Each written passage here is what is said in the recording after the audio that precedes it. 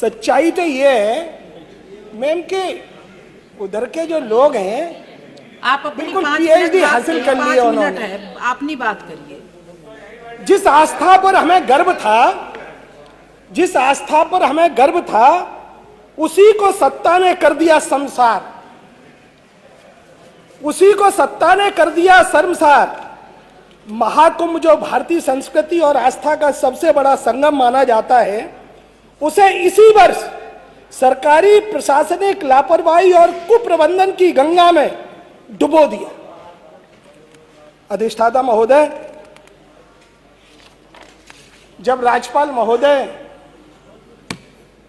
पढ़ रही थी तो बड़ी नाराज थी, बड़ी उन्हें वेदना हो रही थी।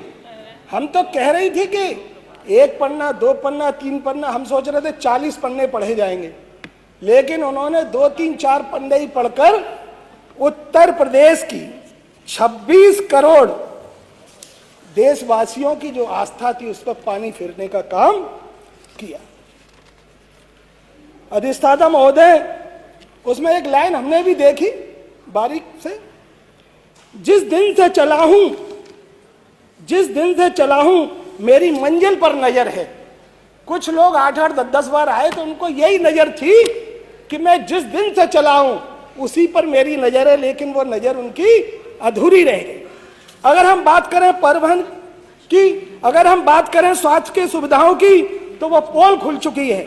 अगर हम बात करें सुरक्षा की, भ्रष्टाचार और घोटाले की, अगर हम बात करें प्रशासन की नाकामी और झूठे वायदों की, जनता का टैक्स का पैसा कहाँ गया, श्रद्धालुओं की दुर्दशा पर सरकार क्यों मौन है, भ्रष्टाचार और लूटपाट पर कोई कार्रवाई क्यों नहीं हुई, गंगा की लहरें पूछ रही हैं सवाल कि क्या कभी मिलेगा श्रद्धालुओं को इंसाफ। मैं पूछना चाहता हूं, अर्थव्यवस्था और बेरोजगारी, महंगाई की दर आसमान छू रही है, सिलेंडरों की कीमत आम आदमियों तक पहुंचने से बाहर है, कृषि और किसानों की दुर्दशा, किसान की आत्महत्या करने को मजबूर हो रहे हैं। न्यूनतम समर्थन मूल्य की बात करें और तो और किसानों के लिए जो सरकार उत्तर प्रदेश में 12 से 17 में चली सरकार, हमारे महबूब राष्ट्रीय अध्यक्ष जी 100 नल दिया करते थे जो किसानों तक और मेड़ों और थारों तक लगते थे, लेकिन वर्तमान सरकार ने तो उनके मुंह से पानी भी छीन लिया है। मैं अखिलेश यादव जी को बधाई देता हूं, उस समय उन्होंने गंगा बहा दी थी, लेकिन आज के लोग झूठ बोलने में माहिर हैं। अर्थव्यवस्था और बेरोजगारी, हमारे जो नौजवान बच्चे हैं, जो पढ़े लिखे लोग हैं, वो डिग्रियां लेकर सड़कों पर घूम रहे हैं, उन्हें नौकरी नहीं है।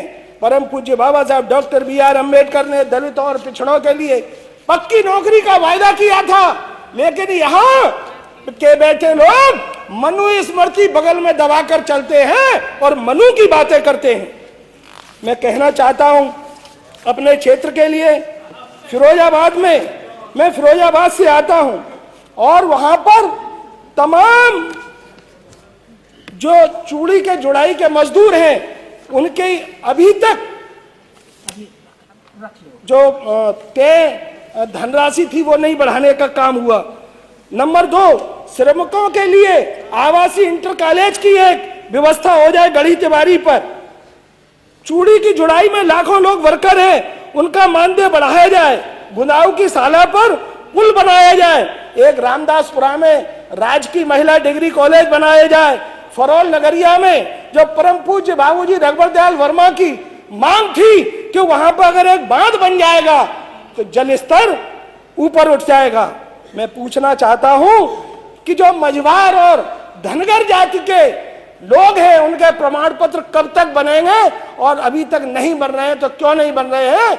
मैं सरकार से यह पूछना चाहता हूं आपके माध्यम से कि इन जातियों के प्रमाण पत्र क्यों नहीं बन रहे हैं। एक सुंदरकापुरा, मिस्क्रीकापुरा और सुखीपुर में जो कि बटेश्वर को जोड़ता है, अगर वहां पर एक पुल बन जाएगा तो बहुत कृपा हो जाएगी। विधायक जी धन्यवाद। आगे बात। 5 मिनट हो गए? 5 मिनट हो गए। उन्हें तो 6 मिनट दिए थे। मैं एक और बात सुन लो। गणेश चंद, तुम इधर उधर की बात न कर, ये बता कि काफिला क्यों लुटा, तेरी रहमती का सवाल है। हमें रहजन से गरज नहीं। बहुत बहुत धन्यवाद। जय भीम, श्री जय भारत। गणेश चंद